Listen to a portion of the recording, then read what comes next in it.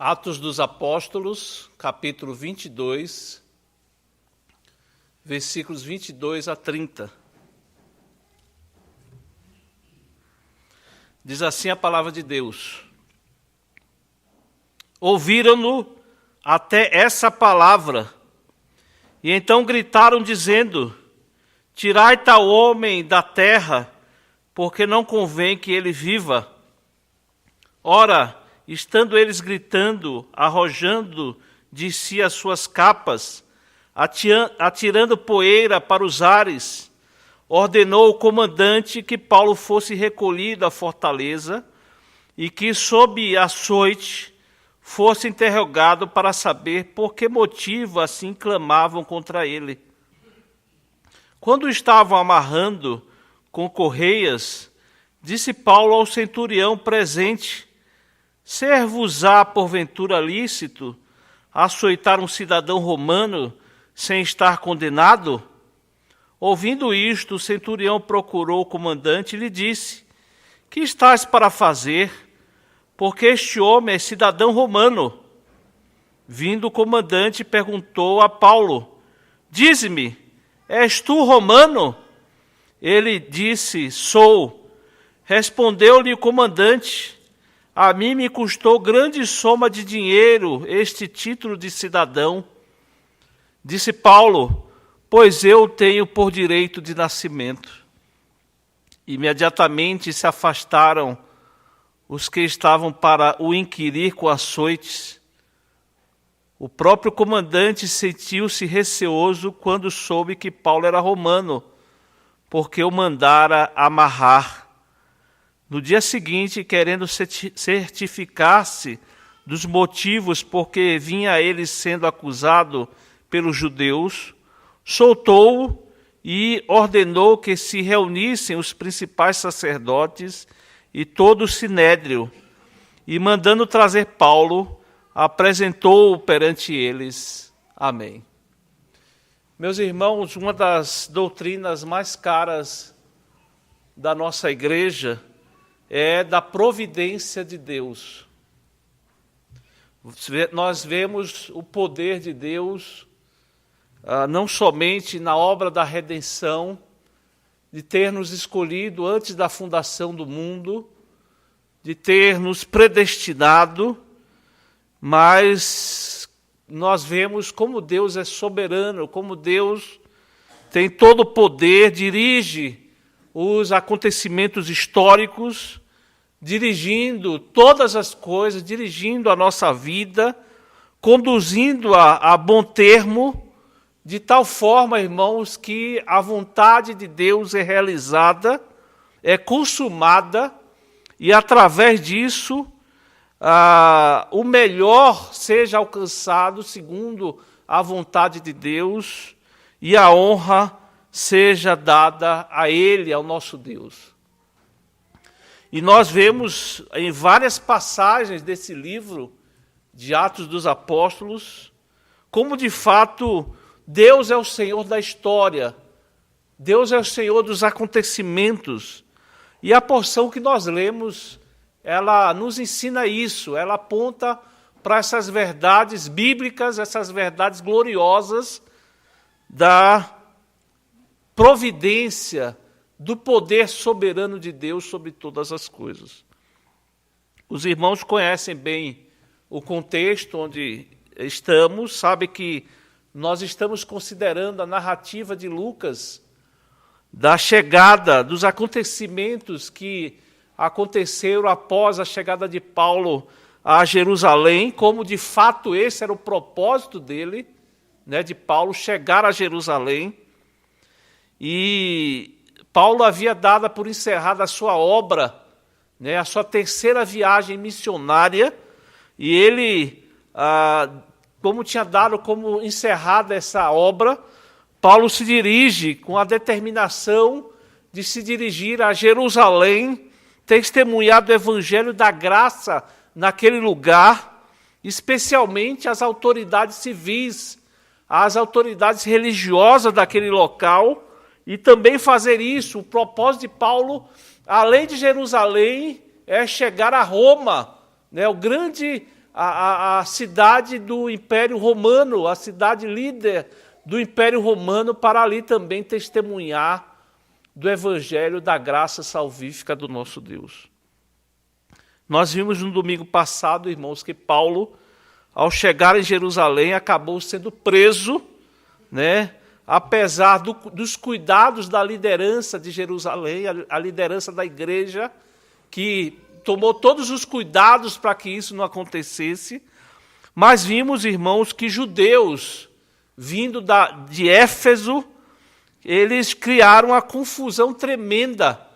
E Paulo acabou sendo arrebatado, espancado, e foi resgatado, então, pelas forças do Império Romano, livrando a sua vida de provável linchamento pelo povo judeu.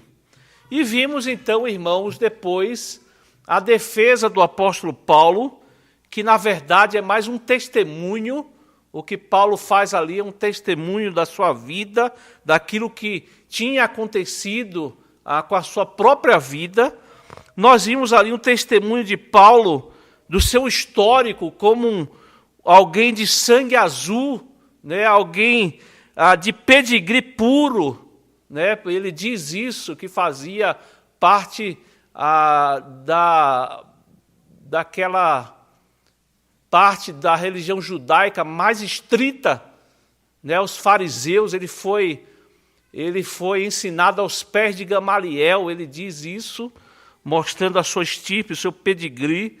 Ele fala, então, que era o maior perseguidor da igreja, daqueles que iam no caminho, e passa, então, depois da sua conversão, mostra a transformação que ocorreu na sua vida, né? Essa grande transformação que veio na sua vida através da obra de Cristo na sua vida. Paulo, então, ele utiliza aquela oportunidade, enquanto preso, para ali levar o evangelho. Ele estava preso naquela fortaleza romana, né? E ele teve a oportunidade de se dirigir ao povo e testemunhar da graça de Deus na sua vida. E nós vemos, então, Paulo falando àquele povo cheio de religiosidade, sem entendimento, aquele povo cheio de zelo, mas sem conhecimento da verdade de Deus, e aquele povo ali, então, atento, ouvindo o testemunho do apóstolo Paulo. E hoje quero considerar apenas essa pequena passagem, irmãos, diante das oportunidades que o apóstolo Paulo teve de testemunhar de Cristo àqueles judeus. E nós veremos aqui também como Paulo escapa dos açoites que seriam dados pelos romanos, e ele é encaminhado, então, para dar testemunho ali ao sinédrio, àquela liderança judaica. Vejam que nos versículos 22 a 23, nós vemos o furor dos judeus, né, diante do testemunho do apóstolo Paulo. Nós vimos na semana passada também que Paulo, falando da sua origem, da sua história, da sua conversão, da sua comissão, da sua vocação, ele falou também do seu batismo. E quando Paulo chega no ponto dos gentios, veja aí no versículo 21, quando ele diz, mas ele me disse, ou seja, Jesus disse para ele, vai, porque eu te enviarei para longe, para os gentios. Quando Paulo diz isso, irmãos, que ele seria o apóstolo dos gentios, vejam que os judeus ali, ouvindo com atenção tudo que Paulo dizia, Paulo estava ali se identificando com aquele povo, com os seus próprios patrícios, e eles então, ouvindo isso, né, que ele seria foi designado por Jesus para ser o apóstolo dos gentios. Quando ele diz isso, irmãos, eles interromperam a defesa de Paulo aos gritos, clamando que Paulo não era digno de permanecer vivo, que não convinha que ele permanecesse nessa terra, que não convinha que ele estivesse vivo, mas que ele fosse morto. Nós vemos aqui como eles manifestaram toda a ira agindo ali como animais mesmo, irmãos, tirando suas capas, jogando areia para cima, como se fossem touros furiosos, que se pudessem, eles investiriam contra Paulo e linchariam a Paulo. E qual era a razão, então, irmãos, como eu já afirmei, desse furor? É exatamente isso. Paulo disse que ele foi chamado por Jesus para ser apóstolo dos gentios. Veja que Paulo, ele vinha ali argumentando com todo cuidado, ele estava ali se identificando com aquele povo, porque eram patrícios seus, eram judeus, né? E de repente, ele anunciando ali Jesus como Salvador, mas quando ele fala que foi designado por Jesus para ser apóstolo dos gentios, houve aquela manifestação furiosa dos judeus. Dizem os historiadores, irmãos, que nessa época que Paulo estava em Jerusalém, se evidenciava ali o sentimento antigentílico. Né? Os judeus estavam ali, era um período onde estava mais aquecido aquele sentimento anti-gentil, né? Antigentílico. Há evidências históricas que os judeus estavam cada vez mais antipatizados com os gentios, e em grande parte por essa razão, então, quando Paulo diz que foi comissionado por Jesus para ser apóstolo dos gentios, eles agem dessa maneira aqui, com muito furor, com muita ira contra o apóstolo Paulo. No versículo 24, nós vemos a providência dada por Deus através do comandante para tirar Paulo daquele local, né, diante do ódio, diante do furor dos judeus. Quase certamente, irmãos, que o comandante Cláudio Lísias, ele não entendeu o discurso de Paulo. Paulo estava falando ali, como nós vimos na semana passada, ele estava falando em hebraico, né? Na verdade em aramaico, como eu disse aos irmãos, o hebraico já estava em desuso naquela época, era falado mais nas cerimônias do templo, ele falava ali aramaico, e o comandante não entendeu nada do que Paulo disse. E por não compreender a razão do furor, da raiva dos judeus, ele ordena então que recolhesse o apóstolo Paulo, né, para que dentro da força, para que pudesse então preservar o apóstolo Paulo daquele furor, daquela intervenção dos judeus. E ele ordena então que os soldados interrogassem a Paulo, lançando mão aqui, nós vamos ver, lançando mão de meios com os quais era comum os romanos utilizarem nesse processo de interrogatório. O comandante, então, manda que os soldados retirassem Paulo para que ele fosse interrogado. De que maneira, irmãos? Através de açoites. Né? Para quem não sabe, o açoite era um instrumento terrível. Ele era chamado de flagellum, né? Esse termo latino.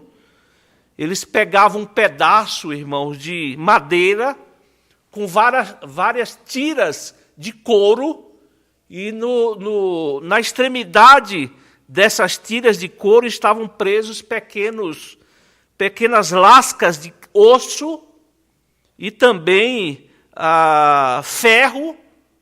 E esse meio que era usado pelos romanos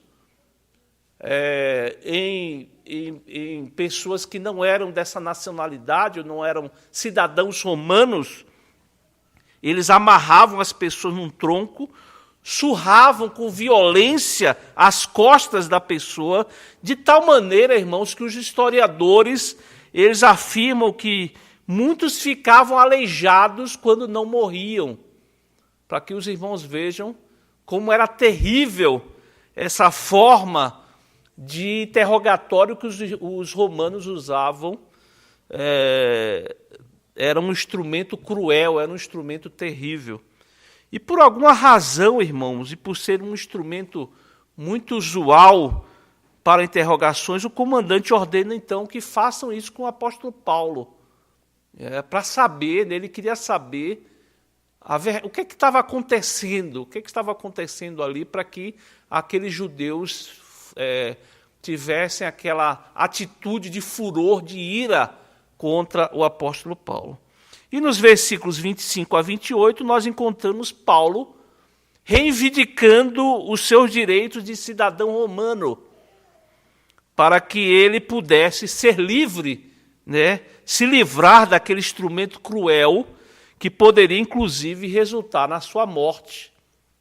Quando estava amarrando a Paulo em correias para ser açoitado de maneira muito tranquila, é o que o texto aparenta aqui, é o que o texto apresenta. Paulo simplesmente pergunta àqueles que iriam açoitá-lo ali: será que é porventura lícito um cidadão romano ser açoitado sem antes ter um julgamento digno? Paulo pergunta para aquele centurião que estava responsável em açoitá-lo. E aqui Paulo novamente reivindica os direitos de cidadão romano. Eu digo novamente, irmãos, porque nós já consideramos no capítulo 16, durante a sua segunda viagem missionária, na cidade de Filipos, Paulo faz isso, ele reivindica também a sua cidadania romana. Paulo havia sido preso, ele foi açoitado com varas, que era um açoite mais leve, e depois então ele reivindica que libertassem ele, e aquelas pessoas pediram então desculpas a Paulo, porque eles não poderiam fazer aquilo num cidadão romano. O centurião, então, o texto diz que o centurião, ele corre, aquele que iria executar o flagelo, ele, ouvindo essa reivindicação, ele correu para o comandante e relatou o acontecido. Aqui, irmãos, não há certeza, não há material disponível para sabermos como é que aquelas pessoas demonstravam que eram cidadãos romanos. Um papel, um tipo de carteirinha, alguma coisa que identificasse a pessoa como um cidadão romano, mas ou então era apenas reivindicar a cidadania. Alguns estudiosos, a grande maioria deles, aponta para isso. A pessoa apenas reivindicava: olha, eu sou cidadão romano. Até porque, irmãos, se fosse descoberto que era mentira, aquela pessoa, a punição para a mentira daquela pessoa era a morte, era a pena capital, era a morte. Mas o fato, irmãos, é que o comandante foi verificar se de fato Paulo era um cidadão romano e argumenta com Paulo, interessado em saber como é que Paulo tinha adquirido a cidadania romana. Ele diz que havia adquirido, o comandante ele fala para Paulo: olha, a cidadania romana para mim custou muito dinheiro. E aqui, irmãos, a gente não pode pensar que a cidadania romana era vendida, porque não era. Oficialmente, legalmente, não era. Os historiadores também, intérpretes do Novo Testamento, eles chegam à conclusão de que Cláudio Lísias tinha a cidadania romana porque havia subornado as autoridades. Ele, de forma ilegal, ele conseguiu subornar autoridades para conseguir a cidadania romana. A cidadania romana era concedida a pessoas que prestavam serviços relevantes a Roma, como, por exemplo, guerreando, fazendo parte do exército romano, e a partir daí, essa cidadania era concedida a partir do nascimento dos descendentes, que também tinham a cidadania romana. E assim Paulo ele afirma que adquiriu a cidadania por nascimento, fazendo então com que ele tivesse vários direitos, entre os quais jamais ser flagelado, jamais ser açoitado, antes sem ter sido julgado, sem ter tido um julgamento justo. É por isso que Paulo responde a Cláudio Lísias dizendo: eu não comprei, eu não subornei ninguém. A minha cidadania é por direito, é por nascimento. Vejam aí nos versículos 29 a 30, Lucas registra a reação das autoridades, daquele comandante, dos seus soldados, diante do esclarecimento, do conhecimento do fato de que Paulo era romano, era um cidadão romano. Nós vemos aí, primeiro, os soldados recuaram, eles ficaram com medo, ficaram temerosos, não levaram adiante aquele processo de flagelo, de açoite. Nós vemos aí também no versículo 29, diz que o próprio comandante ficou temeroso, porque eles já haviam cometido uma ilegalidade, uma irregularidade, pois haviam amarrado o apóstolo Paulo. Nem isso seria possível ou poderia ser feito a um cidadão romano. E nós vemos então o comandante, diante daquela reivindicação do apóstolo Paulo, ele encaminha Paulo ao Sinédrio, ele encaminha Paulo ao concílio das autoridades religiosas de Jerusalém, para que eles investigassem, então, o que estava acontecendo ali com relação ao apóstolo Paulo.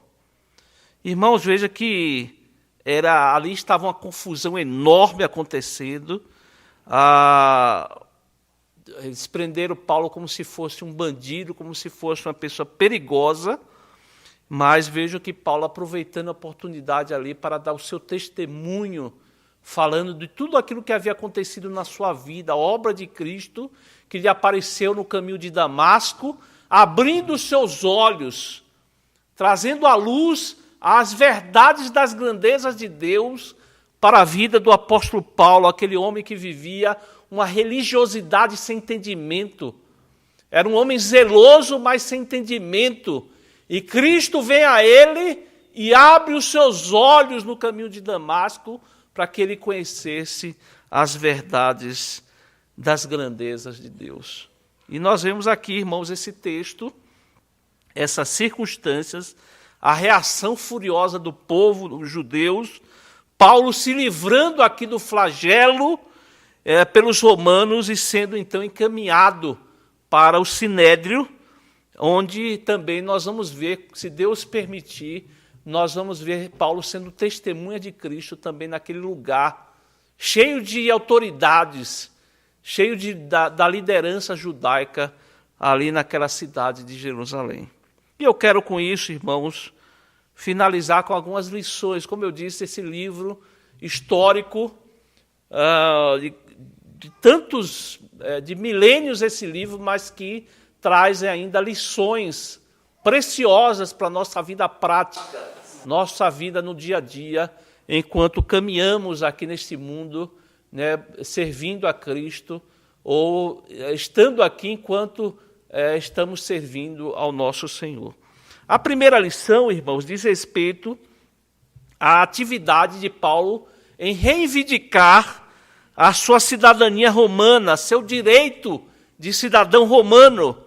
É interessante, irmãos, e eu fiz questão de colocar aquele texto de Romanos 13, porque enquanto o apóstolo Paulo, escrevendo aos romanos, falando que nós devemos respeitar, prestar obediência às autoridades civis, porque elas são ministros de Deus, para o bem, para a manutenção da ordem, para manter a paz na nossa sociedade, enquanto Paulo afirma que essas autoridades elas são constituídas por Deus, elas são colocadas na nossa vida por vontade soberana de Deus. O apóstolo Paulo aqui, irmãos, o mesmo apóstolo Paulo, ele, quando tinha oportunidade, ele confrontava aquelas autoridades com responsabilidade. É importante dizer isso. Ele fazia isso com respeito à lei, exigindo que eles fizessem justiça, cumprissem a lei, cumprissem os direitos dos cidadãos. Então vejam que o mesmo apóstolo Paulo, que que diz assim, ó, vamos obedecer às autoridades. Ele vai dizer aqui que nós podemos confrontá-las não de forma rebelde, não de forma anárquica, mas de forma correta, debaixo da lei, obedecendo à lei, obedecendo à justiça, nós podemos, então, reivindicar também os nossos direitos. Aqui nós somos ensinados, então, irmãos, que nós temos os nossos direitos, que nós temos que obedecer às autoridades civis, mas pelos meios legais, irmãos, pelos meios legais, legítimos, nós podemos confrontar essas mesmas autoridades, exigindo que elas não pratiquem o mal, exigindo que elas façam o que é legítimo, aquilo para qual elas foram chamadas por Deus para realizarem. Porque, como o próprio apóstolo Paulo diz, lá em Romanos 13, elas são ministros de Deus para a justiça, para o bem, para manter a ordem. Então, irmãos, quando nós vermos alguma autoridade não fazendo isso, indo no caminho do mal, da injustiça, nós temos o direito, de forma ordeira, debaixo da lei, confrontar essas autoridades para que elas façam o bem. Nós, como crentes, irmãos, temos direitos e deveres. Nós temos direitos e deveres e devemos exigi-los não de maneira anárquica, volto a enfatizar, não de maneira rebelde, mas de maneira correta, de maneira legítima, nós confrontarmos essas autoridades que não estão agindo conforme a lei, conforme a justiça. E a outra lição, a última lição, diz respeito, irmãos, à graça de Deus de prover esses meios, esses livramentos contínuos na vida do apóstolo Paulo. Aqueles irmãos que têm atentado para a exposição desse livro, têm visto a todo instante Deus ali conduzindo a vida do apóstolo Paulo, ali livrando o apóstolo Paulo, porque Paulo tinha um propósito, Paulo tinha um objetivo maior, que era cumprir o seu ministério. O apóstolo Paulo tinha um objetivo maior, que era chegar até Roma, diante das autoridades, e falar, dar o seu testemunho daquilo que Cristo realizou na sua vida. Nós vemos que muitas vezes Paulo passou por situações difíceis, perseguições, prisões. Muitas vezes Deus, e vemos a todo instante Deus providenciando um livramento para que ele não morresse, mas que ele pudesse cumprir o seu propósito, pudesse cumprir o seu ministério para o qual Deus o havia chamado. Vimos como os judeus, eles estavam espancando, lixando o apóstolo Paulo, conforme os versículos 30 e 31 do capítulo 21, mas Deus usa aqueles soldados romanos para tirar Paulo daquela confusão, daquele espancamento. Novamente nós vemos, quando o povo se enfurece, aqui nesse texto que nós consideramos, o povo cheio de furor, aqueles judeus querendo, como eles mesmos afirmam aqui, não é digno que Paulo viva, não é digno que ele permaneça nessa terra, ou seja, vamos matá-lo. E aí nós vemos então a providência de Deus, usando aquele comandante, Cláudio Lísias, providenciando para que ele fosse retirado daquele local, preservando o apóstolo Paulo da morte.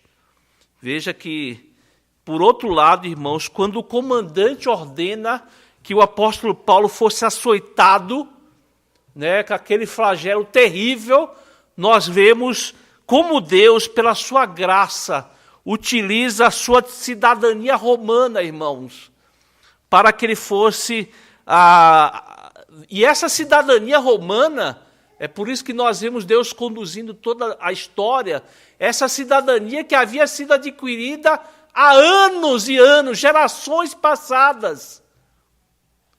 Deus usando aquilo ali, irmãos, para livrá-lo da morte, para livrar o apóstolo Paulo de ser morto e chegar ao seu propósito, à sua missão de anunciar o evangelho àquelas autoridades civis. como Deus nos livra, irmãos, e usa os seus meios, os meios que nós estamos acostumados a lidar todo dia, Deus usando todas as coisas para nos trazer o livramento, e é assim que nós vemos na vida do apóstolo Paulo. E aqui também, irmãos, é muito interessante porque as pessoas, elas tendem a atentar somente para as coisas terríveis que acontecem com as pessoas. Há uma ilustração que diz que um casal estava no seu carro, de repente,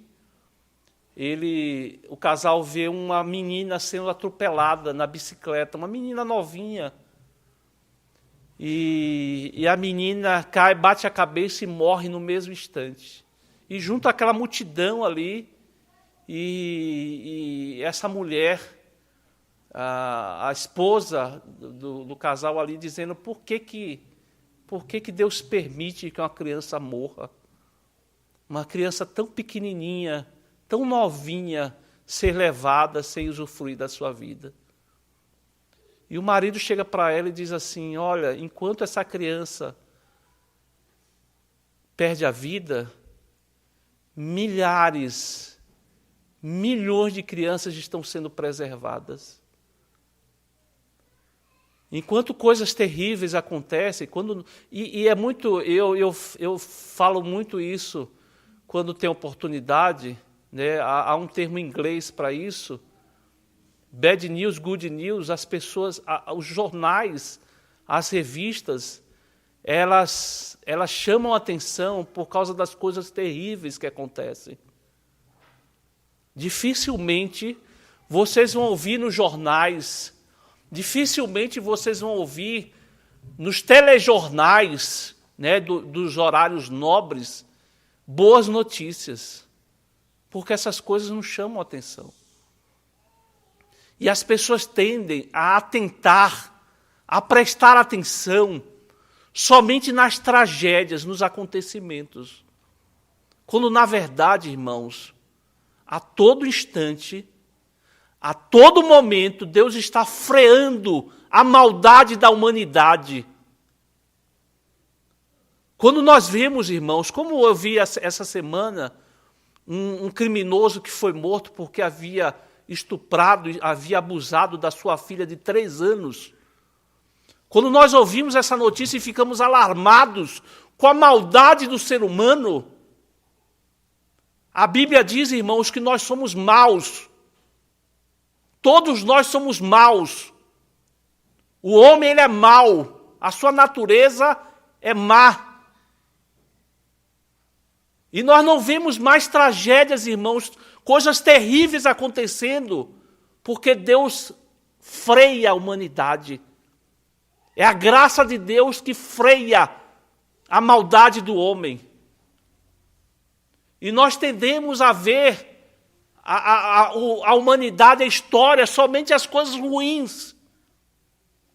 E nós não observamos a mão de Deus conduzindo todas as coisas, nos livrando a todo instante de coisas terríveis que podem acontecer conosco, que podem acontecer com os nossos filhos. E aqui, irmãos, nesse texto, nós vemos Deus conduzindo a vida do apóstolo Paulo. A todo instante, Deus conduzindo, livrando, colocando ele num lugar, tirando ele de outro.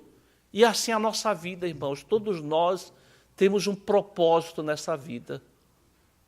Todos nós temos a nossa vida, os nossos dias escritos por Deus. E a grande pergunta é, como é que nós estamos cumprindo, como é que nós estamos realizando o propósito de Deus na nossa vida, nesse mundo, nessa humanidade? Porque muitas pessoas, elas traçam a sua história, o seu dia a dia, conforme a vida vai empurrando. A vida vai me empurrando e eu vou levando como dizem alguns, empurrando a vida com a barriga. Quando, na verdade, irmãos, esse registro está aqui para nos ensinar como é que nós estamos cumprindo a nossa missão, como é que nós estamos cumprindo o nosso chamado, como é que nós estamos cumprindo a nossa comissão que foi dada por Deus para cada um de nós aqui nessa vida. E que essa instrução, irmão, seja preciosa no nosso coração, na nossa mente, no nosso ser, para que não vivamos esse ano de 2020 de forma aleatória, de forma qualquer, mas que estejamos atentos, irmãos, para cumprir a vontade de Deus, agradar a Deus em todas as coisas, buscar cumprir a nossa missão, agradando a Deus, agradando o nosso Senhor. Que Deus nos abençoe para isso, irmãos. Amém.